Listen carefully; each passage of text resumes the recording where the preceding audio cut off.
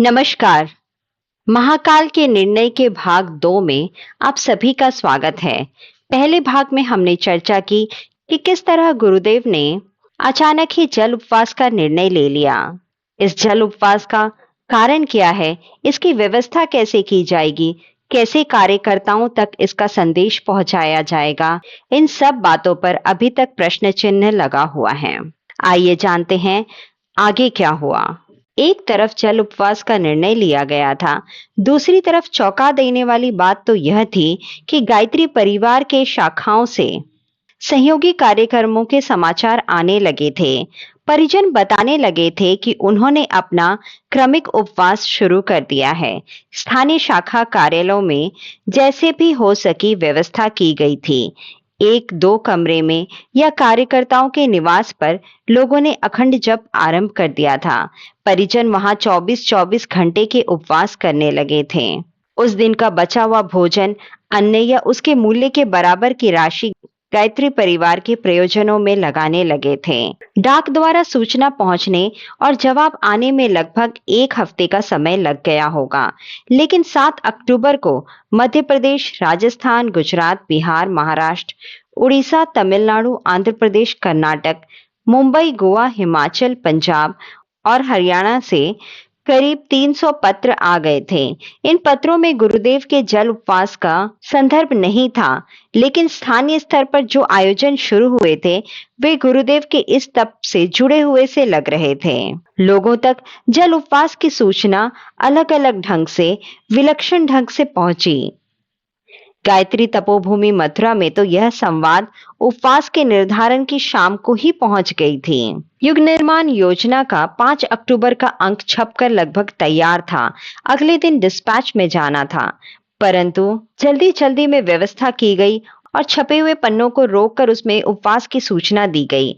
साथ ही यह भी निर्देश दिया गया, परिजन शांति कुंज में आने की बजाय साधना उपवास के कार्यक्रम अपने अपने घर से ही चलाएं। नई जोड़ी गई सामग्री में जल उपवास के उद्देश्य को संक्षेप में लिख दिया गया था। संवाद पहुंचाने के प्रयास को गंतव्य तक जाने में 3 से 4 दिन लगे। जैसा कि हम अभी चर्चा कर चुके हैं कि कई जगह मार्गदर्शक सत्ता से कदम मिलाकर चलने वाली सक्रियता पहले से ही शुरू हो गई थी।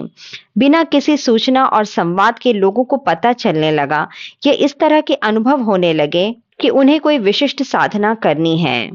आज हम इसी से जुड़ी हुई एक सच्ची घटना के बारे में जानते हैं। ये कथा भक्ति, आस्था और गुरुदेव पर की जाने वाली अथाह श्रद्धा को दर्शाती है। पाकिस्तान की सीमा से लगे हुए गुजरात के गांव चौपर में सक्रिय कार्यकर्ता जादव नाथ मेहता ने महसूस किया कि किसी ने उसे झंझोड़ कर जगा दिया। तड़के सुबह का वक्त था। जादव भाई उस समय सो रहे थे। गांव में 15-20 परिवार थे। सीमा पार करके अक्सर तस्कर लोग आया करते थे। जागकर देखा तो दाढ़ी वाले एक अधेड़ पुरुष ने उठने का इशारा किया। जादव भाई ने सोचा कि शायद तस्कर ही हैं, अपना सामान छिपाने के लिए कह रहा होगा। इसकी बात नहीं मानने का मन बनाकर जादव भाई उठे नहीं। तभी उस व्यक्ति ने कहा, ए उठ, चौकी लगा, उपवास कर। गुरु का यही आदेश है। चौकी लगाने का मतलब गायत्री की विशेष साधना के लिए वेदी सजाने का था।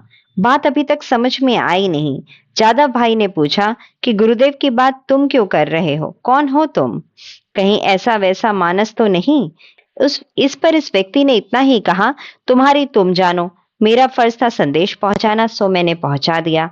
तुम्हारा गुरु उपवास पर बैठने वाला है। सुनकर जादव भाई सहज हुए और आगंतुक ने जैसा बताया वैसा ही किया। 5 अक्टूबर को वाराणसी के आसपास के कुछ कार्यकर्ता विंदेश्वरी देवी गए थे। उन कार्यकर्ता में कुछ ने दर्शन के समय अनुभव किया कि विग्रह ने अपना रूप बदल लिया और प्रातः और शाम को गायत्री की जिस छवि की आराधना उपासना कर रहे थे उसी के दर्शन हो रहे थे। उस छवि में गुरुदेव की छाया भी बीच बीच में दिखाई पड़ रही थी।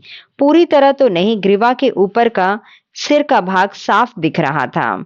कोई संदेश दिया जा रहा था। कही हुई बात स्पष्ट नहीं सुनाई दे रही थी। ध्यान लगाकर सुनने पर आभास हुआ कि वो प्रतिमा कह रही है, जप करो, तप करो। गुरुदेव के मुंह से 3 बार यह संदेश सुनाई दिया और वे परिजन वहीं बैठकर जप करने लगे। 40 मिनट बाद उठे और निश्चय किया कि आज के दिन से उपवास भी करना है। यहाँ 4 परिजन हैं।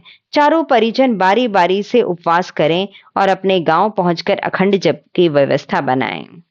इसी विलक्षण ढंग से कई जगह पर गुरुदेव का संदेश साधकों तक पहुंचा।